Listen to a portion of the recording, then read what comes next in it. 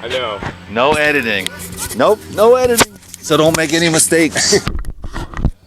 On yours, you can edit. So they're not even seeing this. But on mine, they see it. I got to learn how to edit. Will you come over and teach me how to grow some greens? One of these days, buddy. And edit videos? All right, so we're here with Dan McDonald, the Life Regenerator. You want to check him out for sure on YouTube at Life Regenerator. And he's been into raw foods now for the last 14 years. And we're just going to simply ask Dan some questions today. So Dan, the first question is, how much fat should you eat on a raw food diet? Well, I suppose that depends on where you're at. If you're trying to detox and regenerate and hydrate and alkalinize, sometimes it's best to leave all the fat out. If you're in a maintenance phase, transition phase, or building phase, some more fat can be really nice. So in the detox, you just take out all the fat, and then in the maintenance, you just keep a nice moderate amount, maybe one type of fat per day or every other day, like hemp seeds or avocado, or some coconut in your smoothie. And then if you're really into building up and wanting to put on a little bit of weight, you can add in a couple different kinds of fat every day, you know? All right, cool. So do you need superfoods on a raw food diet? Well, all raw foods are superfoods if they're locally grown in good soil. But superfoods, I mean, are we talking goji berries? Because, yeah, there's some nice goji berry tea with ginger and lemon. I mean, I don't know what I would do without that when I feel like it, you know. I like some green powders as well, just for fun. You know, what else is constituted as a superfood? It's not necessary. I mean, obviously the fruits and the vegetables are the basis, but, you know, in order to keep yourself well-rounded, sane, maybe social, traveling is nice to have the green powders when you're traveling. So I would say it's not absolutely necessary, but sometimes convenient and fun, you know, keep things interesting. All right, cool. How about probiotics? Are probiotics necessary on a raw food diet? I don't think they're absolutely necessary either, but they can be very helpful for the modern man who's taken a lot of antibiotics and has just been fermenting and putrefying since the day of his birth. It can really help to bring in some beneficial bacteria and get your ecosystem kind of straightened out. It'll help to balance out a lot of the negative bacteria that's going on in there, you know? Cool. So do enzyme supplements have a place on a raw foods diet? Well, if you're really clean and you only eat like fruits, juices, and salads, then it's not absolutely necessary, but it can be helpful because the quality of the soil is so low that the oxygen and the combustion that's created in the digestion from the enzymes can help to extract more nutrients from the food that you are eating. So they're very helpful. And I think people in the beginning with all the mucoid plaque, protein plaque, fat plaque, and carbohydrate plaques that are just really accumulated in the body can be very beneficial. They're like little Pac-Men, you know? And there's also a lot more benefits to the enzymes here, you know, being like catalysts to substrates, latching onto each other and creating other elements in the body. So they're just expansive with the bioactivity. They increase the bioactivity in your body. I eat them like candy. I think they're great for bodybuilders. I think they're great for people on juice fasts. I think they're great for people that are just beginning and transitioning. I think enzymes are pretty awesome. Cool. And why do raw foodists look unhealthy, Dan? Well, a lot of raw foodists got into raw foods because they were so beat up. I'm one of them, you know. I was just in rough shape, you know, all the things that I've done in my past. And so a lot of us come to it from a place of being ill, and to totally deeply regenerate the constitution and the body, you know, it can take a while to really dig deep and regenerate and activate some DNA, which brings more youthing and a fullness into the system. But a lot of times there isn't a complete regeneration and a healing, so a lot of the lines and crevices on the face that were there from the life previous, they just stay around. There's also many other reasons: not enough sleep, too much stress. Our environments are pretty harsh, you know. The fresh air is absolutely key. Low stress levels, the nervous system just being taxed left and right in our modern world with technology and 9 to 5, and the kids got to go to school. You got job, you got all kinds of stuff going on. And we live by the clock in our society instead of by our own internal natural flow. So there's just a lot working against us as human beings. So that's why I really recommend being gentle and compassionate towards people and non-judgmental, because you never really know until you walk a mile in a man's shoes. You know what I mean? Totally agree with you. So is juicing healthy or harmful? Juicing is probably the single most healthy thing that you can do when it comes to healing, regenerating, hydrating, alkalizing, mineralizing the human organism. I mean, liquidarianism right below breatharianism, where you're the least amount of toxins, the least amount of metabolic residues for the highest payoff of those things which are extracted from the food that we eat. It's really, you're looking for the water, you're looking for the minerals. Fiber is secondary to what goes on in the bloodstream, and excessive amounts of fiber can tax the vitality, taking away from healing and mental clarity. So I drink juice all day and then have one meal at night. Everything stays perfect. It's nice. That way I stay busy all day long and I never get bogged down with too much food. And then a nice meal around 6, 7, 8 o'clock at the latest, a nice salad to get my greens in there, and I'm golden. Cool. I'm loving the juicing. Yep. So can you get enough protein on a raw foods diet? I mean, you don't really need that much protein, to be honest with you. I mean, small amounts of amino acids if you want to build up, but it's really, you know, if you want to build muscle, you have to, you know, have some resistance training. And it's really, you want to make sure you're getting enough carbohydrates, and then you want to make sure you're getting enough essential fatty acids, and then protein is way down on the list. And people usually consume excessive amounts of protein, and it leads to all kinds of health issues. Cool. So do you wash your fruits and vegetables before you eat them or before you juice them? Well, you know, I go back and forth. You know, it just depends. If there's a lot of mud and dirt, and it depends on my intuition at the time, you know, but a lot of times, like Lou Corona looked at me maybe a few years ago and he said, I haven't rinsed a fruit or vegetable in 41 years. Which is not entirely true, because if you get the cilantro and it's got mud on it, you rinse it. But mainly Lou lived out on the land, grew his own fruits and vegetables, and Tavis is the same way. They like a little bit of the dirt on the food. They feel it's beneficial. And so I go back and forth, and if it's a really clean dirt from a farmer that I know, and I'm talking to them and I know them, and I trust what they're doing, then I will, you know, I won't be as fanatical about it. I'm right in the middle between them and people that are like, you have to rinse it every single time, you know. So I don't know where you fall into that, but you like to rinse every time? No, it depends, man. Just like you, I mean, my answer would be pretty much similar to yours, Dan. Yeah. Like, if it's from my garden, I generally don't rinse it. And if it's from an organic farm I trust, I don't rinse it. If it's hella dirty, I'll rinse it. You know, I like to wash things that aren't organic. If I rarely eat stuff, you know, it just depends. Right. Some of the beneficial microbes are right. That's absolutely. And that's where the B12 that's the key, and the whole thing. You know, so you want to get calibrated to your environment. So you want to eat the bacteria and the microbes that are coming up off the soil and living on your plants. You know? Right. Provided it's safe food, you know, and you know where it's from. It's not, you don't want E. coli or anything like that. So it's a judgment call, and it's an intuition, and it's also just years of experience and contemplation. You're like, that kale there in your own garden, it's, you know, you just can see that you don't want to rinse it. You just want to eat it just the way it is. And wild foods as well. You don't really want to rinse your berries. You want those microbes that are that you're absorbing, so that you're creating a healthy ecosystem in your GI tract. Yeah. So Dan, should you eat seaweed on a raw foods diet? I think seaweed can be looked at as a supplement. If the soil was better, it would be less necessary. But I think that seaweed does have some components in it, in a plant form, that can be very unique, beneficial for the thyroid, and also very mineral rich.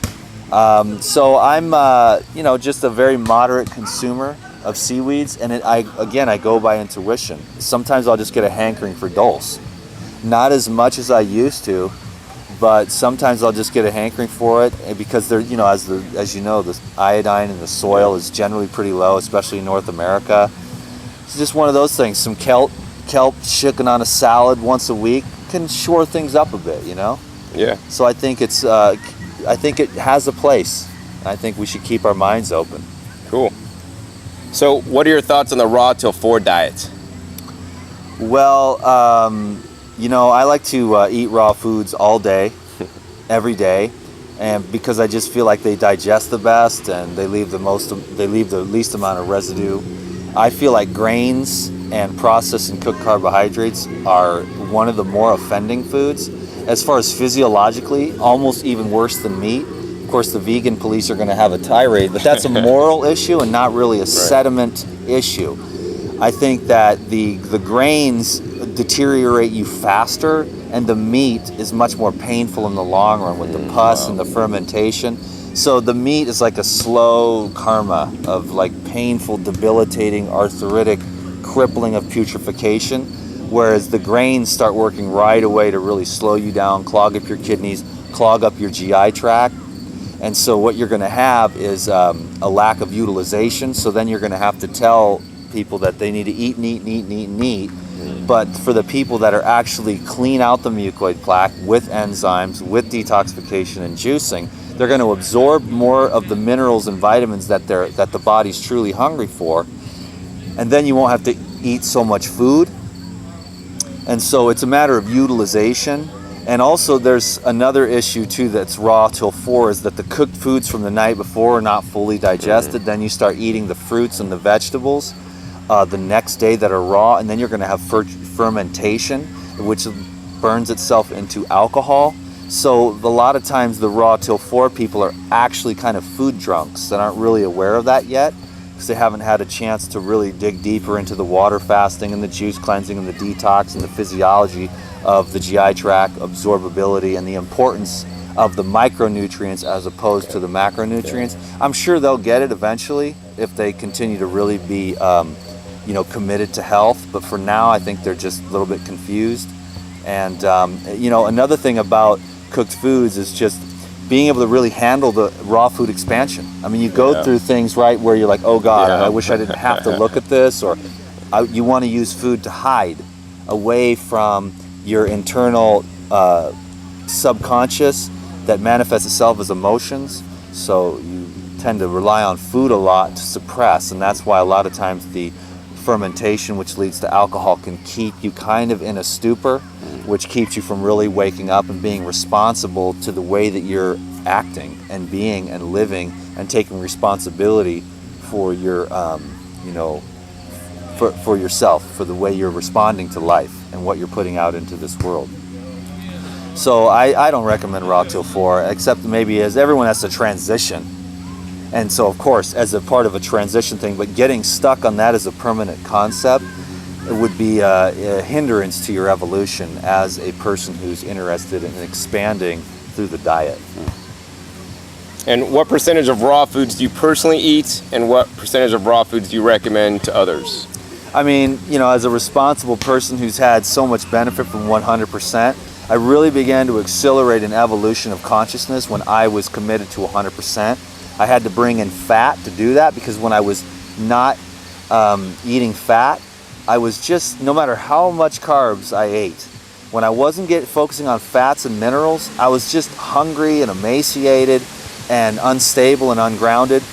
The fat allowed me to stabilize, and now that the fat is bad label is off and I've saturated my body with healthy omega-3s like hemp, avocado, and coconut, I'm much more stable, lubricated, more filled out, and now I'm able to live on a non-fat diet, at least for periods of time, and still stay stable. So I eat 100% raw, and I recommend, I decided 100% raw 14 years ago, and it took me 12 and a half years to get there. But I knew that that's what I wanted because it made so much sense to me. And if something makes sense, I want to find out, is this true or not? For me, 100% raw is, without a doubt, without question. I would rather eat, I would rather eat raw fat than cooked carbohydrates, So that's just me. I like raw fats, living foods. I think that my experience has been that cooked food, because it's denatured, demineralized, and the cell walls are bursted open, and it turns into, it's very mucus forming when those things are cooked like that. I mean, to fatten up the hogs, they feed the hogs cooked potatoes. But the thing is, it's just devitalized food, and the way that my bloodstream and brain respond to it is not beneficial. I've looked at this many, many times, going from 6 months 100% raw to even a couple of baked potatoes. I'm not against cooked food if that's your transition phase.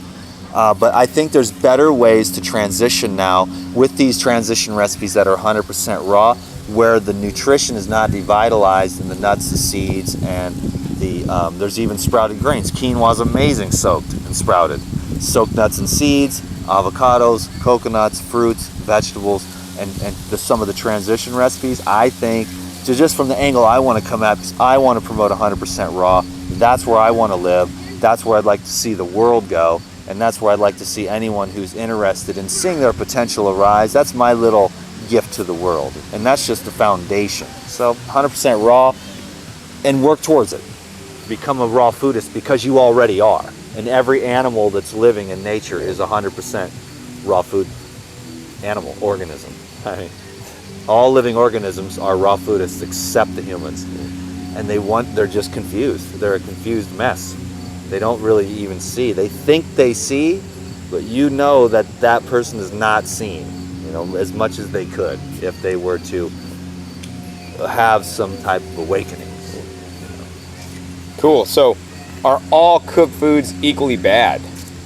Not equally bad, but the things that you want, the living water, the living minerals, and even the living fiber. When you cook the food, you burst the cellulose, and then it no longer has that magnetic sweeping property. It's more like it's slimy broccoli, as opposed to a broom broccoli, which brooms, latches on, and pulls toxins out of the GI tract. So cooked food eventually ends up leading to, some people stay emaciated without the absorption, and some people get overweight. It depends on the constitution, but you'll see a lot of emaciated people, and that they have absorption issues.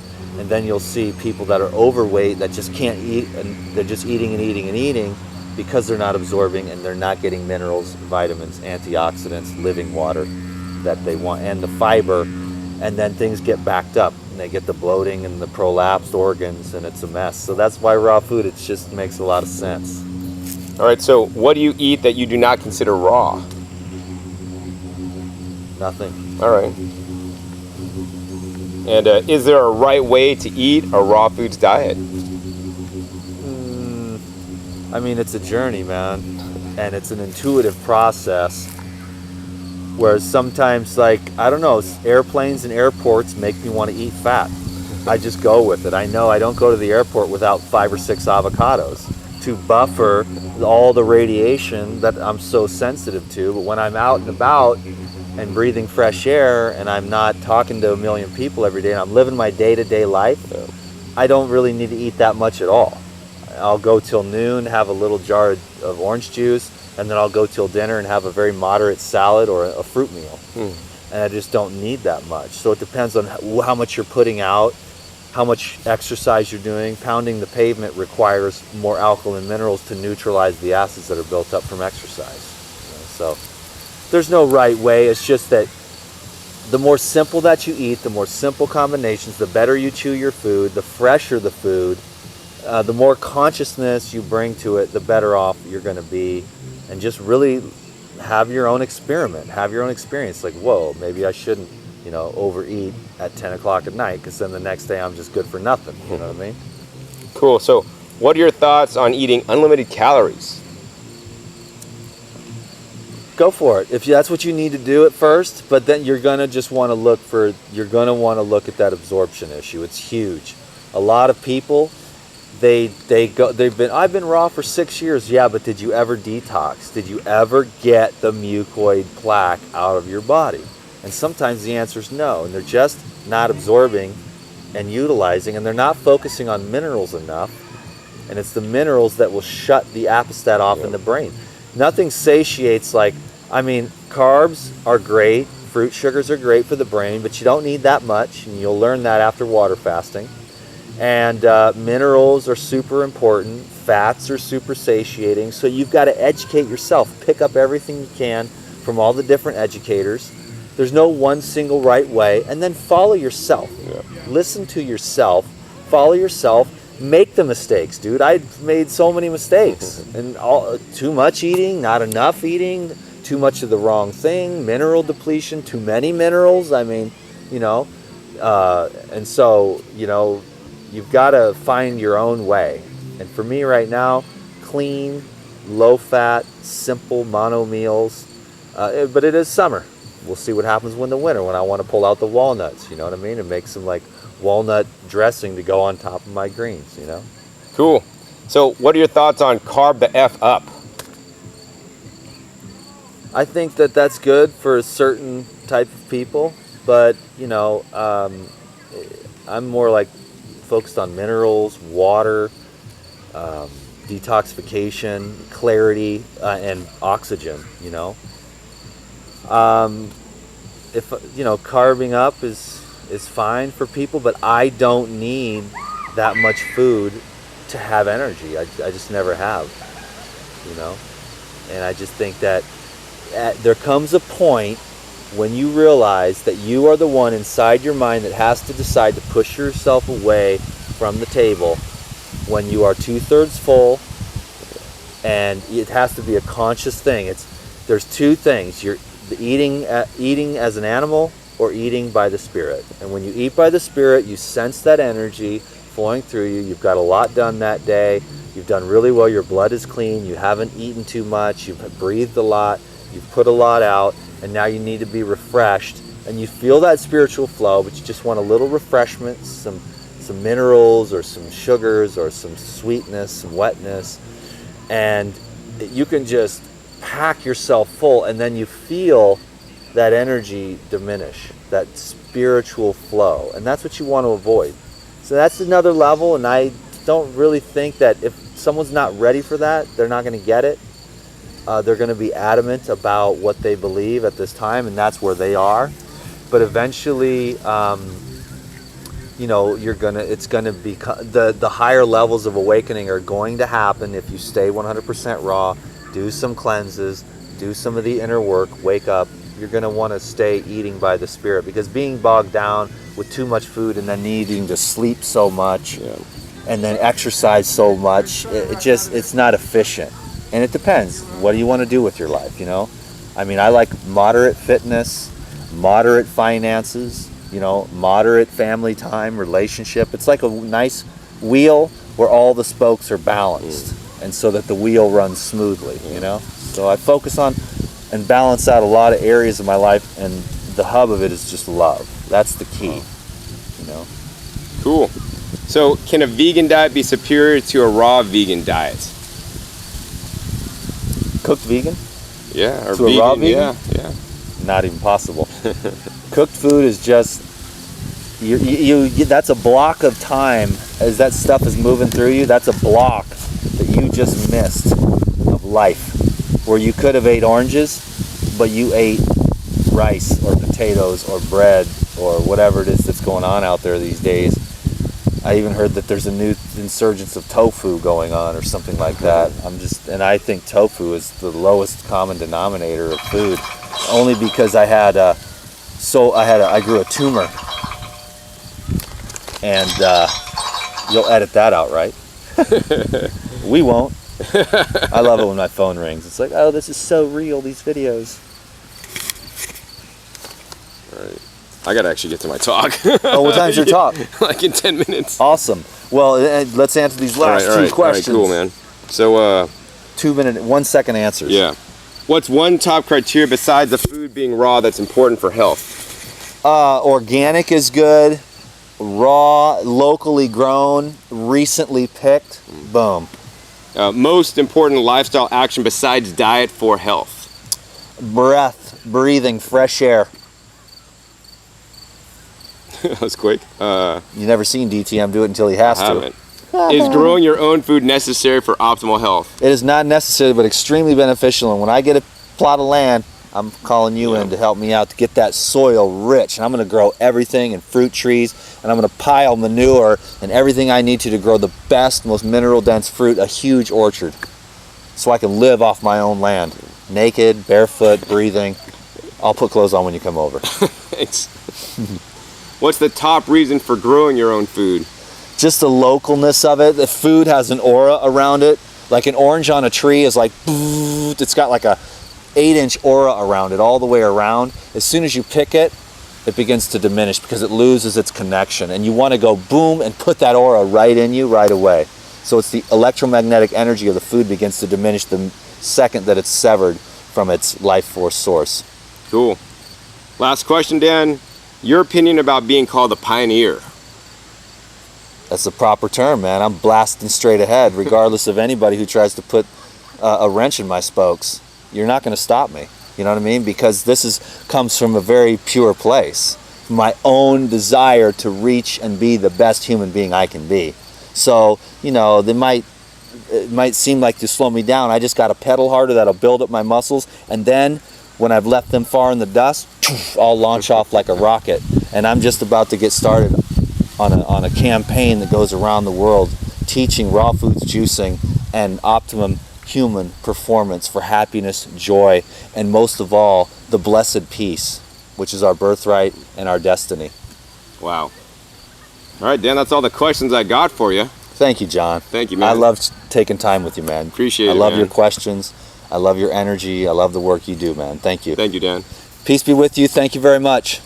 Good day. Awesome. All right, cool, What's man. your talk on? That's just a Q&A session. Oh, cool.